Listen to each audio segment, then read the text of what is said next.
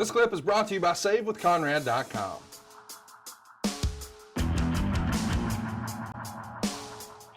Hoop, great friend of the show, writes in, most kids who loved wrestling picture themselves as a character and even give themselves a wrestling name as a kid. When you were starting your wrestling career, did you have a ring name that you envisioned before you were the enforcer Arn Anderson? Not a name. I just, I had a style, you know, I wanted to be Dick Slater. I just loved the way he wrestled, the excitement that he brought. Bob Orton Jr., same thing. I just, that's who I wanted to be. Those guys were legitimate bad guys. They were talented. They were skilled. They could talk. They were smart asses. They were all those things that teenage kids idolize. And I didn't have a name for myself. I just said, I want to be one of the bad guys. I want to be like those guys. Stoner Dale has a question that really dovetails nicely into that. Who was Arn's favorite wrestler of all time, past or present? So not just guys you grew up watching, but all time. Is there somebody, if they said, all right, Arn, you're going to have to sit down and watch 2 hours of this best of DVD and you tell us who it is and we'll press play. Whose matches is that going to be? Oh God, that's almost impossible to say, but I will say this. The match that I could watch time after time would probably be the Midnight Express against the Rock and Roll Express. I knew you were going to say that. You know, it's just, you go back and you watch it, everybody knew where to be for every moment of that match. And they switched it up every time you saw it to where it was a different match. That's how creative those guys were. And that's how talented those guys were. And you could sit and you could watch 2 hours. You could watch 5 matches that made up that 2 hours or 6 matches or whatever it was. And I guarantee you every one of them would be different. That's what made you fun to watch in those days. That's what allowed you to draw money, is because every time people saw you, they saw something different and they saw something that was quality, and that was quality.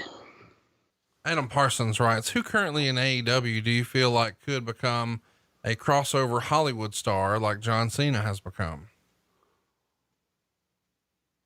Oh gosh. I'm just trying to look at them in a wrestler light right now and analyze them, because I haven't seen these guys and I'm just getting to know them. I know one that I think is going to get over in time is going to be Luchasaurus, believe it or not. No, I don't think there's any doubt of that. He's got a great look.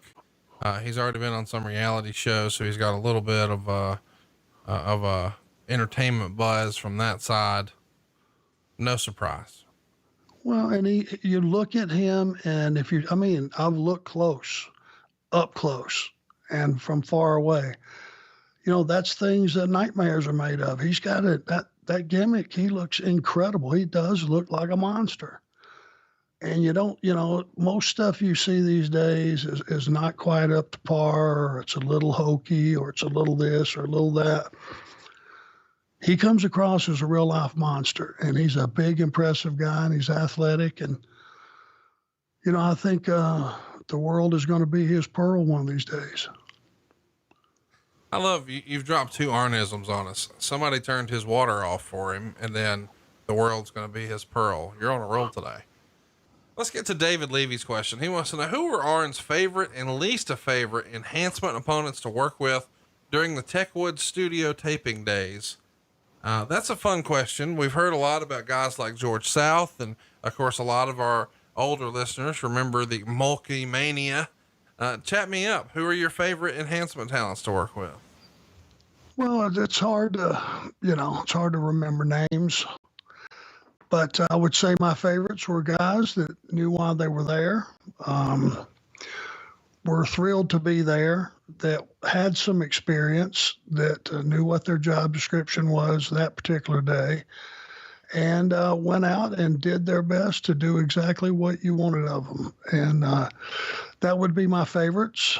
My least favorites, again, it's hard to remember names, but guys that were either there for their own agenda, which was occasionally guys would want to go out and try you a little bit. It was rare. And those guys that wanted to get their stuff in, that was another situation. And basically just those guys that thought hey, I'm going to be on TV, I'm going to look good, and no matter what. So, the names, obviously, I can't remember, but that is the criteria that made you favorite or least favorite. Hey, it's Conrad Thompson. Thanks for checking out the podcast here on YouTube. Be sure to hit the subscribe button and the notifications bell so you get a notice anytime we upload some new content. And go save yourself some money right now. If you're in a 30-year loan or you have credit card debt, it's not a matter of if I can save you money, it's a matter of how much. Find out right now for free at SaveWithConrad.com.